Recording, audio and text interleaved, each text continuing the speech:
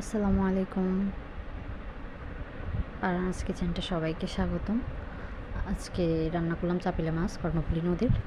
তো এগুলো ভালো করে ধুয়ে নিলাম লবণ হলুদ দিয়ে। এরপর দিয়ে দিলাম হলুদ, মরিচ, লবণ, তারপর হালকা একটু মশলা গুঁড়ি দিয়ে এগুলো ভালো করে মেখে কড়াইতে দিয়ে দিলাম তেল গরম হলে এগুলো সবগুলো মাছ দিয়ে দিব একে একে।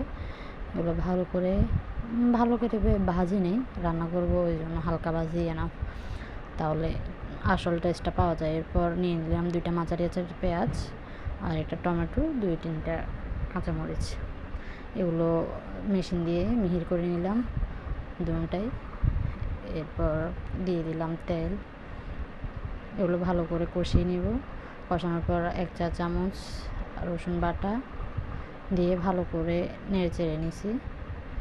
এরপর দিয়ে দিলাম হাফ চা চামচ লবণ, হাফ চা চামচ হলদের গুঁড়ি, 1 চা চামচ মরিচের গুঁড়ি, 1.5 চা চামচ মশলার গুঁড়ি দিয়ে ভালো করে কষিয়ে নেব, একদম ভালো করে ভেজে নিয়ে এরপর হালকা তেল দিয়ে পানি দিয়ে দিব।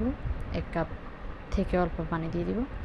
তো এগুলো দিয়ে তেল উঠা ভাব হয়ে আসলে এরপর আলু দিয়ে দিলাম। আলুটা যার পার্সোনাল, মানে কেউ চাইলে দিতে পারবে আর না চাইলে দিতে ইচ্ছে। তো এরপর ভেজে রাখা মাছগুলো দিয়ে দিলাম। এরপর 10 মিনিট আলুগুলো নরম হয়ে আসলে মাছগুলো দিয়ে দিলাম। মাছগুলো হইতে 10 মিনিট লাগে, বেশি না।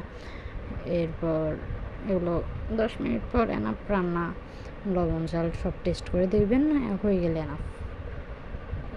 এই তো আমাদের চাপিলা মাছ হয়ে গেছে। অনেক টেস্ট, একবার ট্রাই করে দেখবেন। এটা দিয়ে অনেকগুলো ভাত খাওয়া যায়।